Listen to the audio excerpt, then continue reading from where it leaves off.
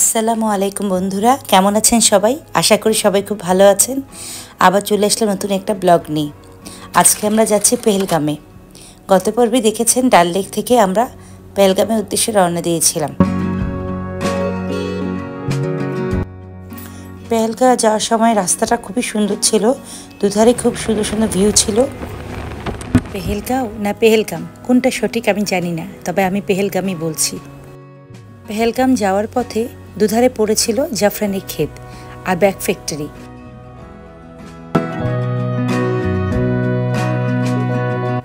Driver আমাদের পথের মাঝে একটা দোকানে নিয়ে তার পছন্দ মতো একটা দোকান নিয়ে নামালো, বললো এখানে খুব ভালো কোয়ালিটির জাফরান পাওয়া যায়, তারপর ড্রাই ফ্রুট পাওয়া যায়।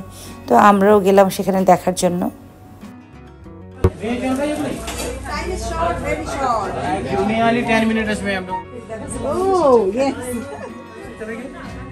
नहीं, ये गिफ्ट दिया था उन्होंने शाकिबुल हसन की फादर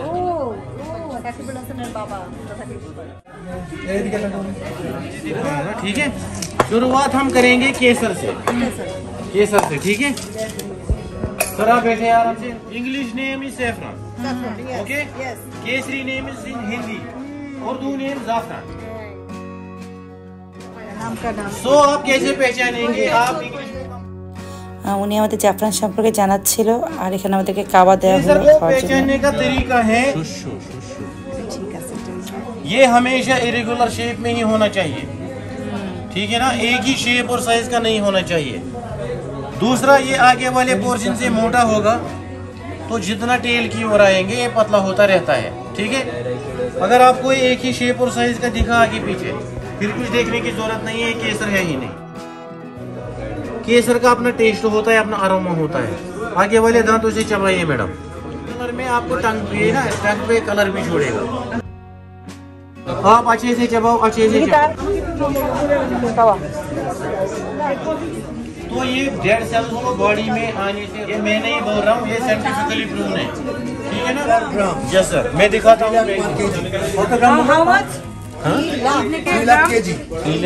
कश्मीरी केसर, नॉट ईरानी, ठीक है।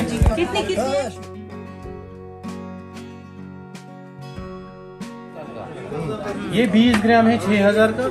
ये 10 ग्राम 1 तोला, जैसे सोने में होता है ना 1 तोला 2 तोला, ये 3000 का। ये 1500 का 5 ग्राम है। ये शाही पिस्ता है, शाही 900। এখানে কিছু ড্রাই ফ্রুট দেখাচ্ছিল, তো আমরা কিছু ড্রাই ফ্রুট আর জাফরান কিনে নিলাম।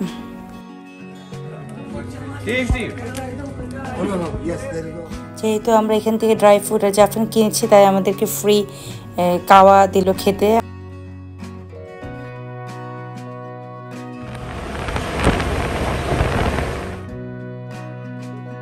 আমাদের পেহেলগামে যাওয়া যাত্রা আবার শুরু হয়ে গেল।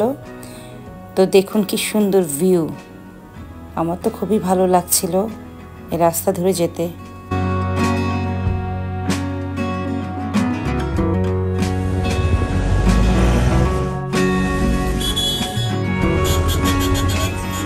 আমরা এখন পেহেলগামের ভিতরে ঢুকছি। এই যে দেখুন, ওয়েলকাম টু পেহেলগাম সাইনবোর্ড।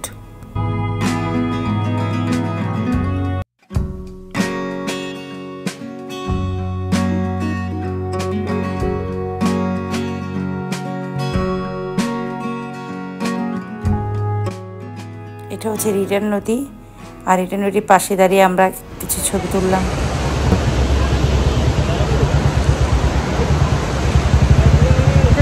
নদী। এখন আমরা যাচ্ছি বাইসারাম ভ্যালিতে। আমরা ঘোড়া দামাদামি করে ঘোড়া নিয়ে নিলাম। আমাদের ঘোড়া পড়লো পার পার্সন 1500 রুপি করে। যেহেতু অনেক বৃষ্টি হচ্ছিল, বৃষ্টির কারণে ঘোড়ার দামটা একটু বেশি পড়ে গিয়েছিল, কিন্তু যেতে তো হবে বাইসারাম ভ্যালিতে। বাইসারাম ভ্যালি যেতে হলে আপনাকে ঘোড়া দিয়ে যেতে হবে, এছাড়া ওখানে যাওয়ার কোনো উপায় নেই। আর রাস্তাটা ছিল ভয়ঙ্কর ধরনের বিপজ্জনক রাস্তা। সবাই একসাথে গিয়েছে দেখে হয়তো বা সেজন্য ভালো লেগেছিল, কিন্তু খুবই খারাপ রাস্তা, আর বৃষ্টি হওয়াতে কাদায় আরও ভয়ঙ্কর হয়ে গেছিল রাস্তা। ভয়ঙ্কর খাড়া রাস্তা সত্ত্বেও আমি বলবো চারদিকের ভিউ ছিল অসাধারণ ভিউ। আর রাস্তা ছিল উঁচা নিচু, আর আমাদের ক্যামেরা বের করতে দিচ্ছিল না। वो यहाँ अपने बच्चों की शादी करता, यहाँ घास का जूता बनता और दूध की रोटी। जो घास का जूता होता वो दूल्हे को पहनाया जाता, जो दूध की रोटी थी वो दुल्हन को खिलाई जाती, इसीलिए इसका नाम पड़ गया दूल्हा वैली। हाँ, दूल्हा मनी इसको दुल्हन वैली, दुल्हन का कोई नाम है, दूल्हा का नाम है। हाँ, दूल्हा वैली। दुल्हन वैली भी बोलते हैं और दुल्हन वैली भी बोलते हैं। हाँ। हाँ, दोनों का नाम आता है। एक को घास का तुम जूता, पहला बोला दूल्हा वैली, इसका मतलब खाली दूल्हा का नाम। কিছুক্ষণ পরপর এক একটা স্পটে যে তারা বর্ণনা দিচ্ছিল সেই স্পটের নাম কি।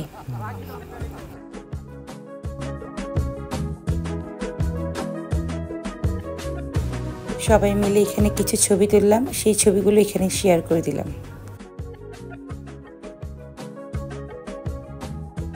অবশেষে সবাই এসে পৌঁছালাম বাইসারাম ভ্যালিতে। আমার মনে হচ্ছিল যে সবাই প্রাণ ফিরে পেয়েছে, কারণ খুবই ভয়ঙ্কর ছিল রাস্তাটা। এটা হচ্ছে বাইসারাম ভ্যালির টিকিট কাউন্টার। এখান থেকে 15 রুপি করে লেগেছে পার পারসন আমাদের ভিতরে এন্ট্রি করার জন্য। সবার অবস্থা খারাপ ছিল, পায়ের জুতো একদম কাদায় ভরে গিয়েছিল, কারণ ওখানে পুরো কাদা হয়ে গিয়েছিল, যেহেতু বৃষ্টি হচ্ছিল সব জায়গায় প্রচণ্ড কাদা ছিল, ওয়েদার খুব খারাপ ছিল।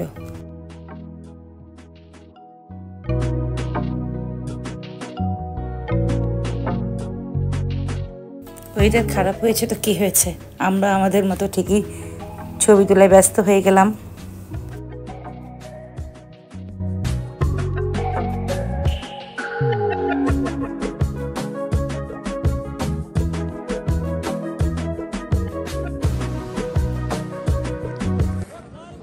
বাইসারাম ভ্যালি, এটাকে মিনি সুইজারল্যান্ড বলা হয়। এটাকে কেন মিনি সুইজারল্যান্ড বলা হয় আমার জানা নেই, তবে জায়গাটা খুবই সুন্দর, মানে ভাষায় প্রকাশ করা যাবে না, নিজের চোখে না দেখলে আসলে আপনি বুঝতে পারবেন না জায়গাটা কত সুন্দর। ওয়েদার খারাপ থাকার কারণে আমরা পেছনে যে পাহাড়টা ভালোভাবে দেখতে পাচ্ছিলাম না, যা পাহাড়ের চূড়োর মধ্যে বরফ ছিল, হঠাৎ মাঝে মাঝে মেঘ সরে গেলে দেখতে পাচ্ছিলাম। মেঘটা সরে গেলে এখানে পাহাড়টা দেখা যাবে, ফোটা ফোটা করে বৃষ্টি পড়ছে। এখানে অনেক ধরনের অ্যাক্টিভিটিস হয়ে থাকে, যেমন অনেকে জিপ লাইনিং করে থাকে, অনেকে পশু পাখি নিয়েও ছবি তুলে, অনেকে কাশ্মীরি পোশাক পরে ছবি টবি তুলে। তো আমি আর আমার বোন এরকম কাশ্মীরি পোশাক পরে ছবি তুললাম, ভালো এনজয় করলাম। এই পোশাকের জন্য আমাদেরকে 100 রুপি করে দিতে হলো, আর যদি ওদের মাধ্যমে ছবি তুলতাম তাহলে আরও 100 রুপি লাগতো।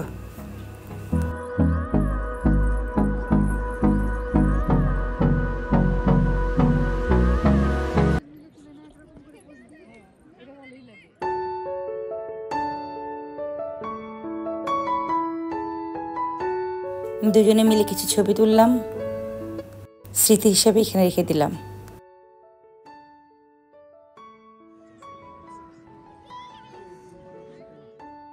আকাশে তখন খুব মেঘলা, বৃষ্টি হচ্ছে প্রায়, তারপর আমাদের ওখান থেকে আসতে একদমই ইচ্ছে করছিল না, মেঘে ঢেকে গিয়েছিল পুরোটা।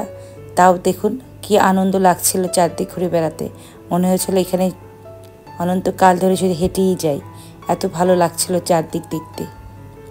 আর উঁচু উঁচু পাহাড়গুলোর দিকে তাকিয়ে তাকিয়ে দেখছিলাম।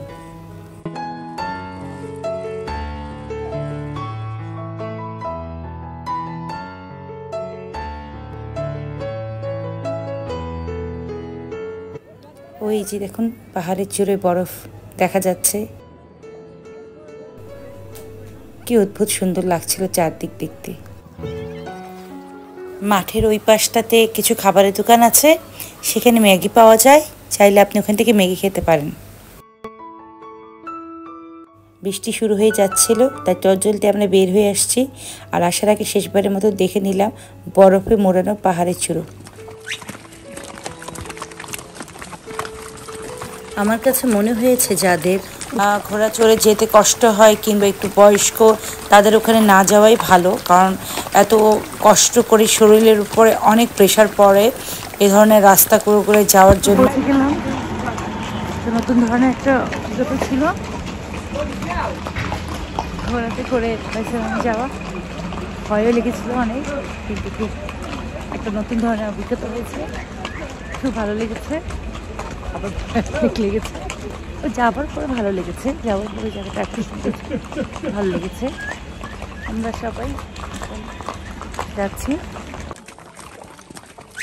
আমার কাছে ওয়াইসেন ভ্যালি যাত্রাটা ভালোই লেগেছিল, কিন্তু যদি বৃষ্টি না হতো তাহলে মনে হয় আমাদের জার্নিটা আরও ভালো লাগতো, কারণ বৃষ্টির কারণে রাস্তা একটু পিচ্ছিল হয়ে গিয়েছিল, আরও ভয়ানক হয়ে গিয়েছিল, যার কারণে আমাদের এনজয় থেকে ভয়টাই বেশি লেগেছিল। বৃষ্টি যদি না থাকতো, শুকনো থাকতো, তাহলে মনে আরও ভালো লাগতো।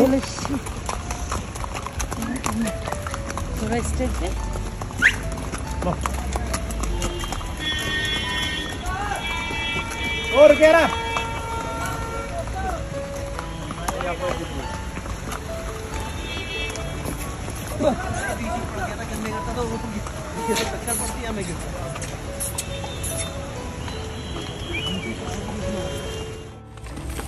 এই তো আমরা ঘোড়া স্ট্যান্ডে চলে এসেছি, এখন আমরা নেমে যাব। তো আমার কাছে মনে হয়েছে যে জুন জুলাইতে আসলে কাশ্মীর যাওয়াটা ঠিক না। আমি মনে করি মার্চ এপ্রিল মে এই 3 মাস হচ্ছে কাশ্মীর যাওয়ার সঠিক সময়, যদি কেউ সামারে যেতে চায় তাহলে। কারণ জুন জুলাইতে এই বৃষ্টি, এই দেখবি ঠান্ডা, আবার এই রোদ, মানে কোনো ওয়েদারের কোনো ভরসা নেই। আমরা নেমে লাঞ্চ করে নিয়েছি একটা রেস্টুরেন্ট থেকে। যেহেতু আমার ব্লগটা অনেক বড়ো হয়ে যাচ্ছে, তাই সেটা দেখালাম না। এখন আমরা যাচ্ছি ট্যুরিস্ট ট্যাক্সি স্ট্যান্ডে, ওখান থেকে ইউনিয়ন কার ভাড়া করে আমরা আরু ভ্যালিতে যাব। যেহেতু আমরা যে গাড়ি নিয়ে এসেছি সেটা এখানে লোকাল এরিয়াতে ব্যবহার করা যাবে না, এখানকার লোকাল যে গাড়ি আছে সেটা আমাদের নিতে হবে। তো আমরা এখান থেকে আমাদের ইউনিয়ন কার ভাড়া করে নিয়েছি। আর লোকাল যে ইউনিয়ন কারগুলো, এগুলো ভাড়া ফিক্সডই থাকে, এক একটা 2500 করে নিয়েছে। তো চলুন এখন আমরা আরু ভ্যালির দিকে যাব।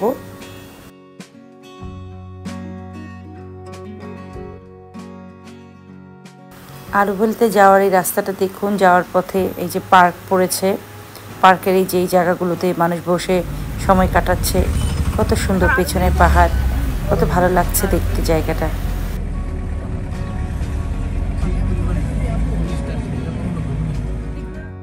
দেখুন কি সুন্দর দুই ধারে মার্কেট।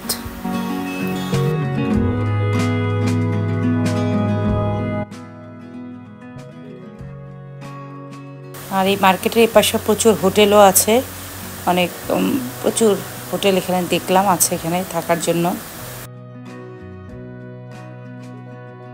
আজকে রাতে আমরা পেহেলগামে হোটেলে থাকবো, আগামীকাল আমরা শ্রীনগরের উদ্দেশ্যে চলে যাব। আমরা চন্দ্ররাইটা যাচ্ছি না, চন্দ্ররাইটা আমরা স্কিপ করেছি আমাদের সময়ের অভাবে। তো আমরা আজকে আরু ভ্যালি যাচ্ছি, আগামীকাল আমরা বেতাব ভ্যালিতে যাব।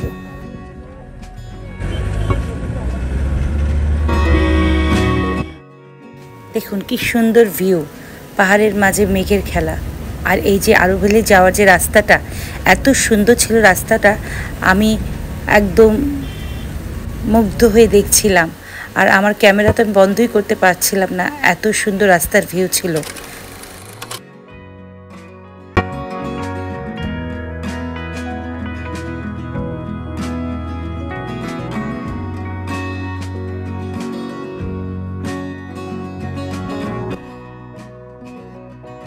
আমি জানি আজকে আমার ব্লগটা অনেক বড় হয়ে যাচ্ছে, কিন্তু কি করব, কোনটা কেটে কোনটা রাখবো বুঝতে পারছিলাম না। এত সুন্দর ভিউ, মনে হচ্ছিল আমি সবই আপনাদেরকে দেখিয়ে দিই।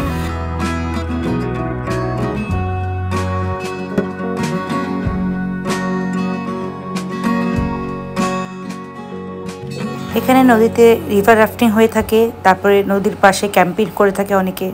আর দেখুন স্রোতের ধারা কি অদ্ভুত সুন্দর লাগছিল।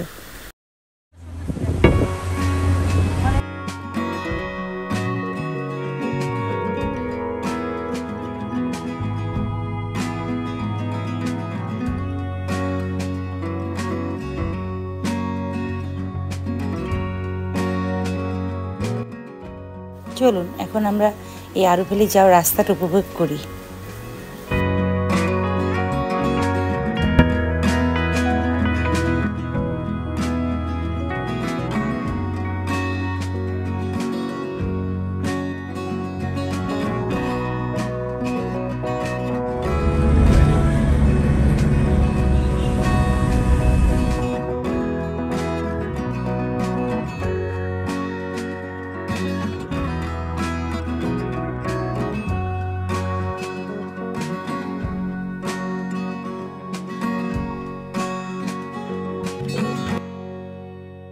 আঁকা বাঁকা পথ পেরিয়ে আমরা উপরের দিকে উঠে যাচ্ছি, পাহাড়ের উপরের দিকে। আর দেখুন এখানে সেখানে কত জলপ্রপাতের ছড়াছড়ি এখানে।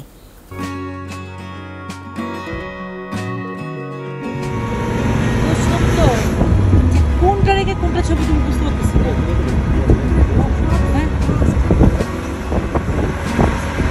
কোনো মিস নেই, সব তুলবো।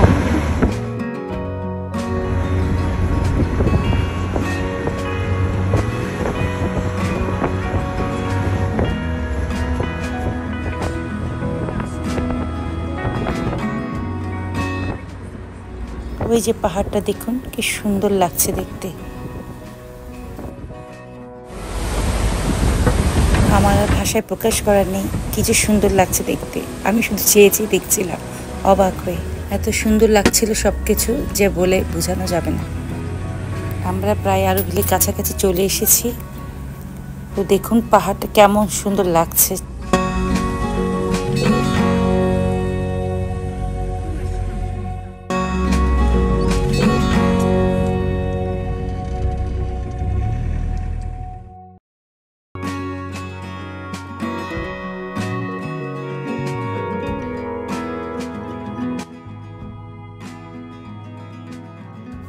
পাহাড় আর মেঘের খেলা কি যে অদ্ভুত সুন্দর লাগছিল, মানে স্বপ্নের মতো মনে হচ্ছিল চারদিক দেখতে।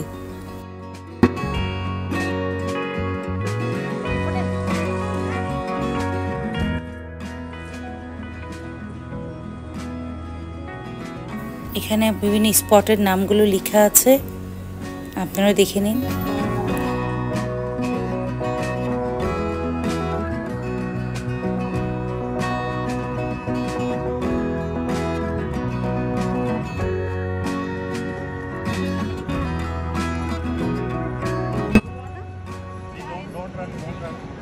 এটা হচ্ছে আরোভেলি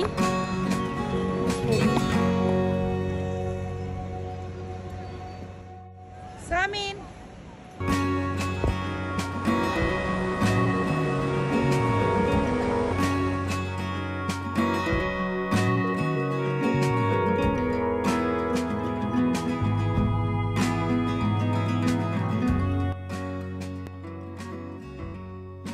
থাকবো না আর বদ্ধ ঘরে, দেখবো এবার জগৎটাকে। এমন সুন্দর পরিবেশে যে মনটা মনে হয় শিশুর মতো হয়ে যায়। এত আনন্দ লাগছিল, প্রাণ খুলে মনে হয় আমি অনেক দিন পর একটু আনন্দ করলাম। আমি শুধু না, যে কেউ এভাবে আনন্দে ভরে উঠবে এত সুন্দর একটা পরিবেশে এসে। আর ওই যে দেখুন পাহাড়ের চূড়োয় বরফ দিয়ে ঢাকা, কি যে অদ্ভুত সুন্দর লাগছিল চারদিক দেখতে।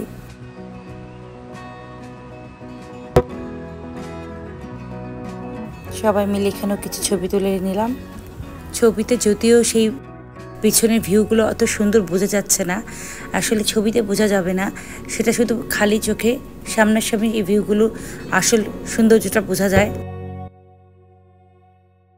আমি মনে করি যারা পেহেলগামে বেড়াতে আসবেন আরোভিলি অবশ্যই ভিজিট করবেন, মিস করবেন না। তো আজকে আর কোথাও যাব না, আগামীকাল সকালে আমরা বেতাবভ্যালিতে যাব।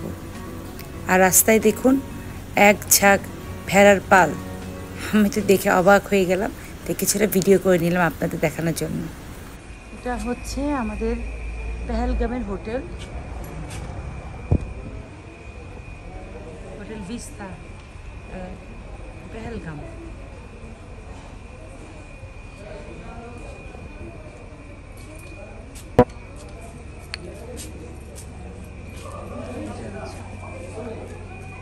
রেস্টুরেন্ট, এখানে আমরা রাতে ডিনার শেষ করেছি সবাই। রাত হয়ে গেছে অবশ্য, আমরা এখন রুমে চলে যাব।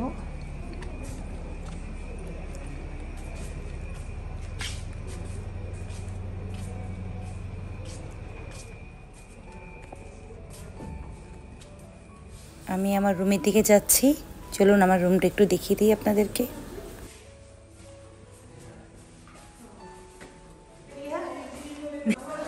এটা হচ্ছে আমার রুম, এখানে সব কিছু সুন্দর মতো আছে। ওয়াশরুমটা দেখিয়ে দিচ্ছি, এটা হচ্ছে ওয়াশরুম। ওয়াশরুমে গিজার এভরিথিং ছিল। আর এখানে হচ্ছে টিভি আছে, চা কফির ব্যবস্থা ছিল। এটা হচ্ছে আমার রুমের সাথে বারান্দা। বারান্দা থেকে ভিউটা ঠিক এরকম দেখা যাচ্ছে। যদিও কুয়াশা না থাকলে পেছনে যে পাহাড়টা আছে সেটা দেখা যেত। এখন আমরা যাচ্ছি বেতাব ভ্যালিতে।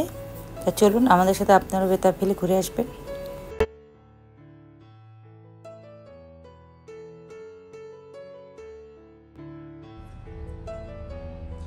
গুড মর্নিং, সকাল সকাল সবাইকে শুভেচ্ছা জানাচ্ছি। বেতাব ভ্যালিতে আমরা কয়েকজনই যাচ্ছি, সবাই যাচ্ছে না। আমরা সবাই ইউনিয়ন কারের জন্য অপেক্ষা করছি, কারণ বেতাব ভ্যালিতে যেতে হলে আমাদের এখানকার লোকাল ইউনিয়ন কারে করে যেতে হবে। গাড়ি চলে আসছে, এখন আমরা বেতাব ভ্যালি যাব। এই গাড়ির জন্য আমাদেরকে এখানকার যে ফিক্সড রেট 2500 রুপি দিতে হবে।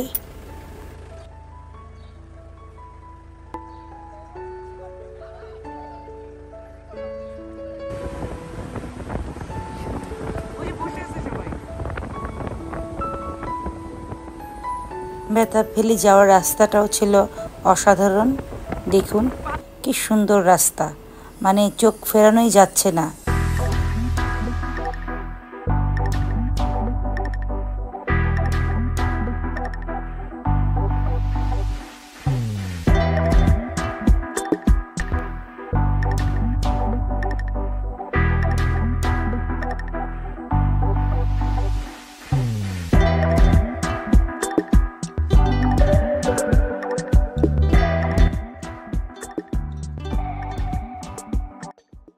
কাশ্মীরকে বলা হয়ে থাকে পৃথিবীর ভূস্বর্গ। কেন বলা হয়ে থাকে জানি না, কিন্তু এখানে সৌন্দর্য দেখে মানে বুঝতে পারবেন যে আল্লাহর সৃষ্টি যে কত সুন্দর। ছবির মতো মনে হয় সব কিছু, এত সুন্দর যে আপনি ভাষায় বা বর্ণনায় বোঝানো সম্ভব না। এটা শুধু নিজের চোখে এসেই দেখা সম্ভব। তাই আমি মনে করি একবার হলেও সবার কাশ্মীরে বেড়াতে আসা উচিত।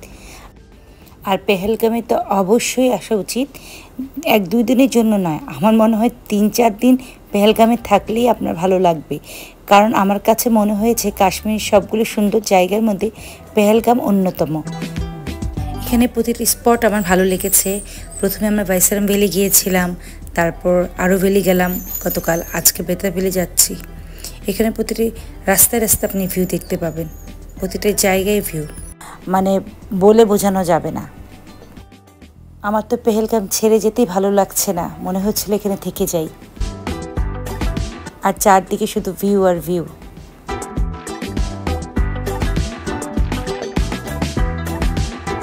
ছবি তুলতে তুলতে টায়ার্ড হয়ে যাবেন, তাও মনে হবে আরও ছবি তুলি, এত সুন্দর ভিউ চারদিকে।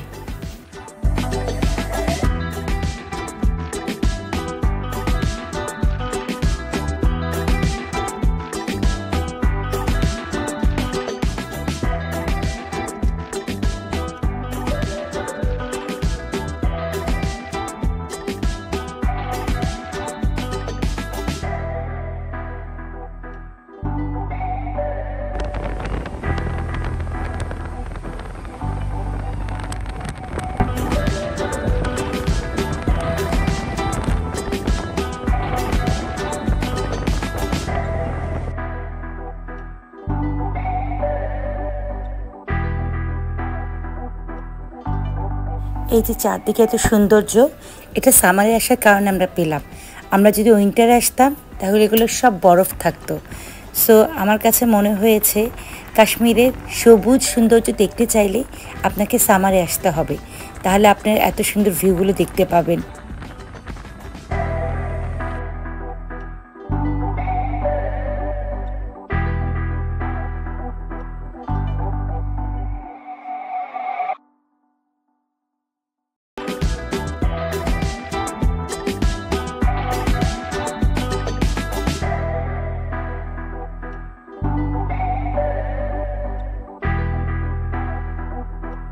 আজকে ওয়েদারটা অনেক সুন্দর, বৃষ্টি ছিল না, খুব সানি ওয়েদার, সে কারণে আজকের ভিউগুলো আরও বেশি সুন্দর দেখা যাচ্ছে।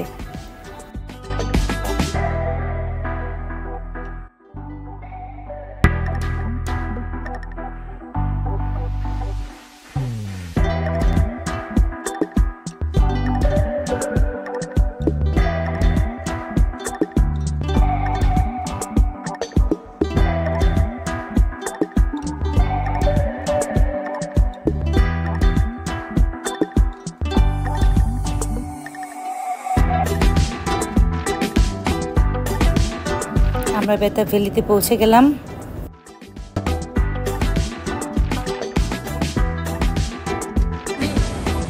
এখানে 100 টাকা করে পার পারসন এন্ট্রি ফি দিতে হবে আমাদেরকে।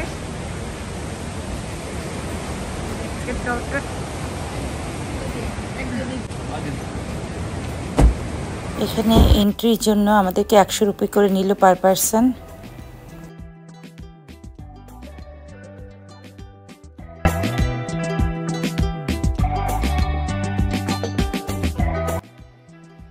ঢুকি এত সুন্দর একটা লেক আমরা দেখছি, খুব ভালো লাগছে। আর এটাই হচ্ছে সেই বেতাব ভ্যালি, যেটা বেতাব মুভির নামের উপর ভিত্তি করে রাখা হয়েছিল।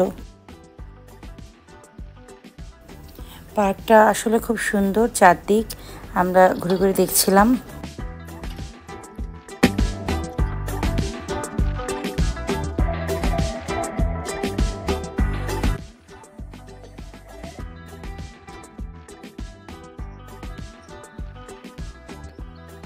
এখানে বেতাব মুভিটার শুটিং হয়েছিল, এই সেই বাড়ি, এখানে হয়েছিল শুটিং। চলুন আমরা বাড়ির সামনে যাই। খুবই সুন্দর।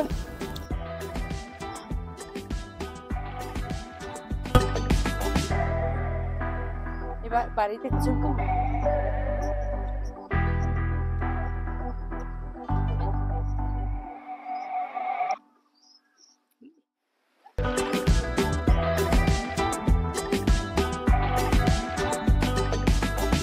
এত সুন্দর যে সারাদিন দাঁড়িয়ে থাকলে মনে হয় আমাদের ক্লান্তি আসবে না।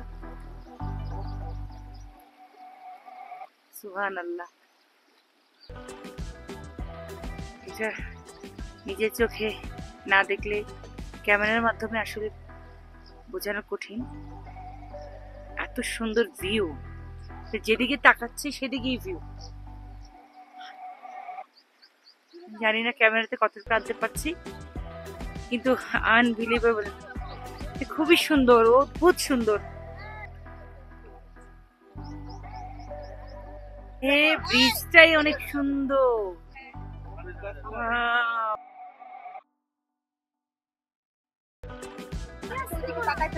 ওয়াও, কি দারুণ! দেখুন কি সুন্দর ভিউ,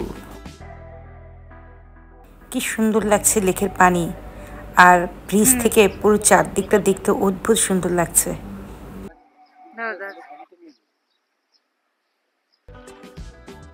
আমরা তো সবাই ছবি তোলার জন্য ব্যস্ত হয়ে পড়লাম। যে সৌন্দর্য চারদিকে দেখছি, ক্যামেরার ছবিতে তা বিন্দুমাত্র আসছিল না।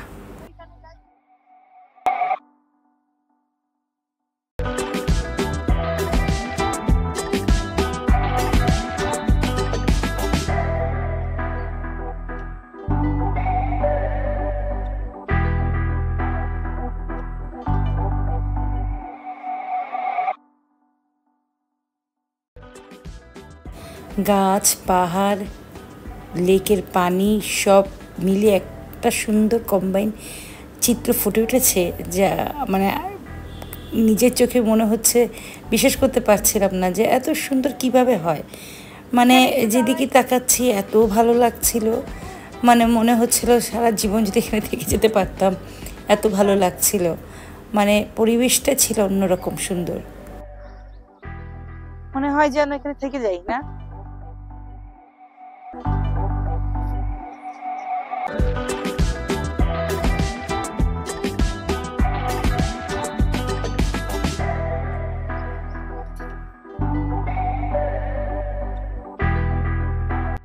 সবাই আমরা ছবি তোলাতে ব্যস্ত, আর এই যে সারি সারি গাছগুলো পাশ দিয়ে হেঁটে যেতে আমাদের কিন্তু খুব ভালো লাগছিল।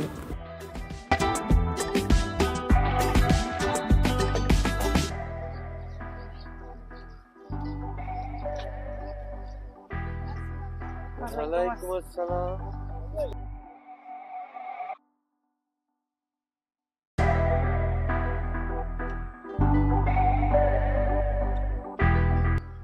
আমরা এখন চলে যাচ্ছি।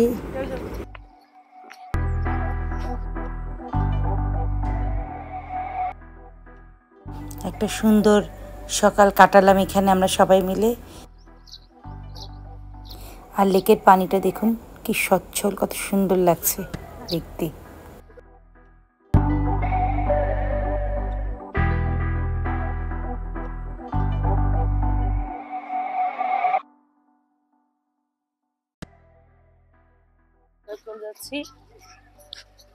খুবই সুন্দর, আপনারা বেতাবেলি মিস করবেন না। যদি কাশ্মীর পেহেলগামে আসেন অবশ্যই আমি রেকমেন্ড করব বেতাবেলিতে আসবেন। আপনার সবচেয়ে বেশি ভালো হবে যদি আপনি সামারে আসেন, সামারের একটু ভিউটা ভালো থাকে। উইন্টারে অবশ্যগুলো সবই বরফ হয়ে যায়, কিন্তু সামারের ভিউটা অনেক সুন্দর থাকে, অনেক সুন্দর। আপনারা অবশ্যই বেতাবেলিতে আসবেন।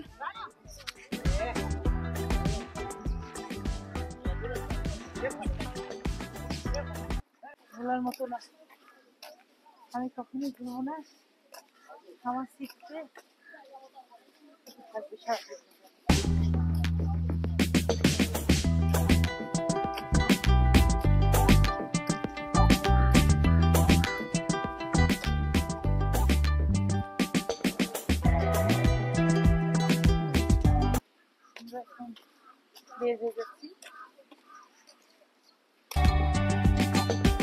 খুবই সুন্দর, যা ক্যামেরার মাধ্যমে প্রকাশ করা সম্ভব না।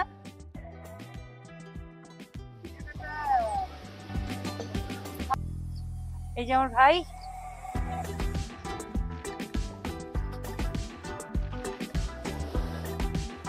নিজের চোখে না দেখলে বিশ্বাস করা যাবে না কি সুন্দর।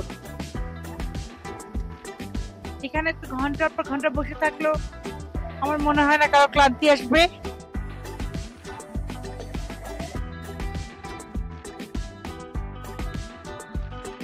খুবই এনজয় করছি, আপনারা দেখুন আমার সাথে।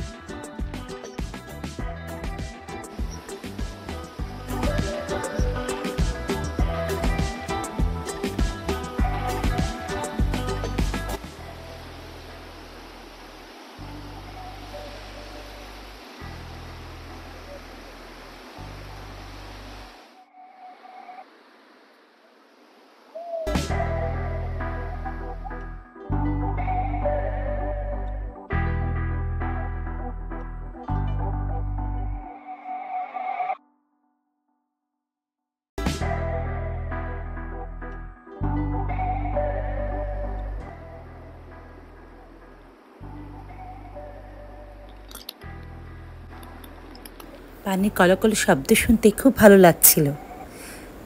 আর আমি মনে করি পেহেলগামের সবচেয়ে সুন্দর জায়গা হচ্ছে এই বেতাবেলি। বেতাবেলিতে আসতে ভুলবেন না, কিন্তু বেতাবেলিতে অবশ্যই আসবেন। স্মৃতি হিসাবে কিছু ছবি তুলে নিলাম, আর সেই ছবিগুলো আপনাদের সাথে শেয়ার করে দিলাম।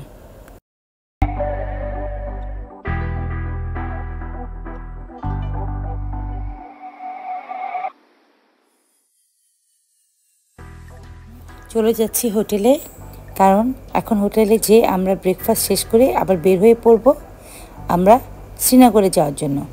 কারণ শ্রীনগর থেকে আমরা যাব দুধপাত্রি।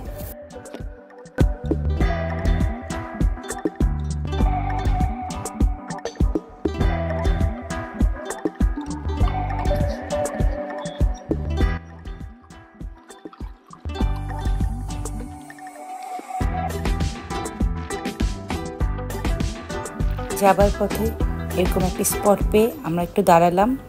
এখানে কিছু জিনিস বিক্রি করছিল, সেটা দেখলাম। তারপর এখানে একটু সাইট সিনগুলো দেখলাম। এই পেহেলগাম লেখা এই জায়গাটার সামনে দাঁড়িয়ে আমরা কিছু ছবি তুললাম। ব্যাস, আবার বের হয়ে গেলাম, চলে যাচ্ছি হোটেলে। হোটেল থেকে বের হয়ে যাওয়ার সময় আমরা গ্রুপ ছবি তুলে নিলাম এবং হোটেল সম্পর্কিত ওপিনিয়ন দিলাম আমরা।